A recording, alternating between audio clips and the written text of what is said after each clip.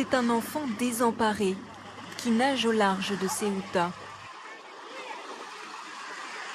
Il vient de traverser la frontière maritime entre son pays, le Maroc, et l'enclave espagnole.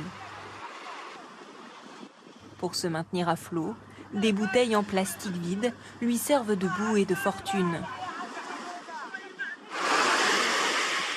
À 20 mètres de lui, la plage, un soldat espagnol l'attend et lui fait signe de s'approcher.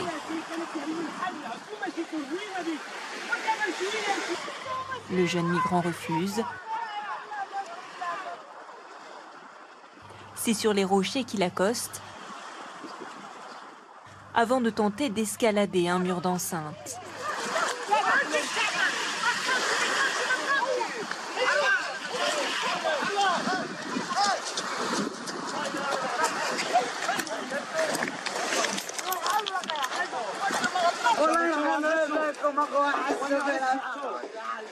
Comme lui, environ 2000 mineurs, souvent non accompagnés, ont rejoint Ceuta par la mer cette semaine.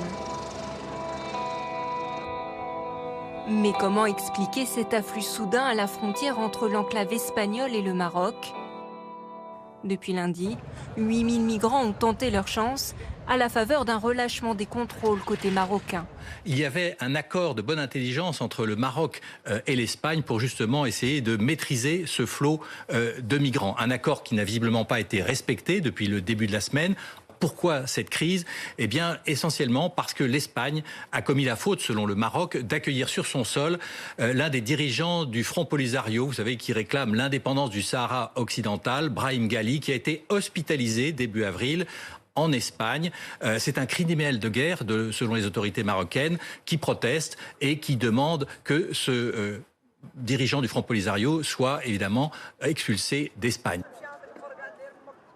Il n'y a que 200 mètres à parcourir pour rejoindre le petit territoire espagnol. Mais nager tout habillé est épuisant.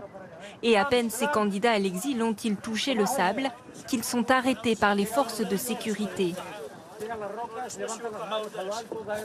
Conduits dans des entrepôts du ministère de la Défense, où tous craignent d'être renvoyés.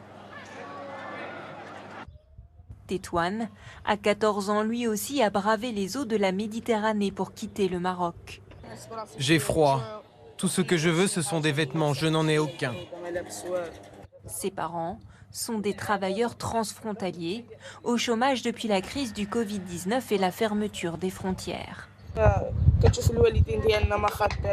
que je peux dire? Mes parents ne peuvent plus travailler. Le système éducatif marocain est très mauvais.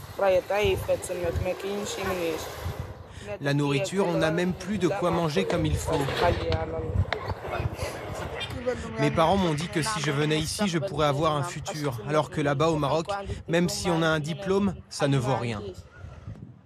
Lui, à l'instar de ses enfants, a réussi à s'enfuir des hangars militaires, mais il ne sait pas s'il arrivera à rejoindre le continent européen. Des migrants déterminés à passer coûte que coûte, parfois au péril de leur vie.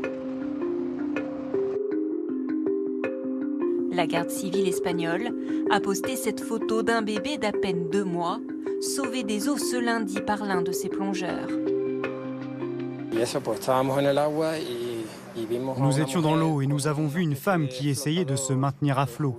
Au début, on pensait qu'elle avait un petit sac à dos. Jusqu'à ce qu'on discerne une petite tête et qu'on réalise qu'il s'agissait d'un bébé. J'ai pris le nourrisson. Mon coéquipier a donné une bouée de sauvetage à la mer. Comme le bébé était trempé, transi de froid et très pâle, j'ai nagé aussi vite que possible vers la plage. Le bébé et sa mère seraient indemnes. Un sauvetage qui suscite l'effroi et qui vient une nouvelle fois illustrer le drame des migrants.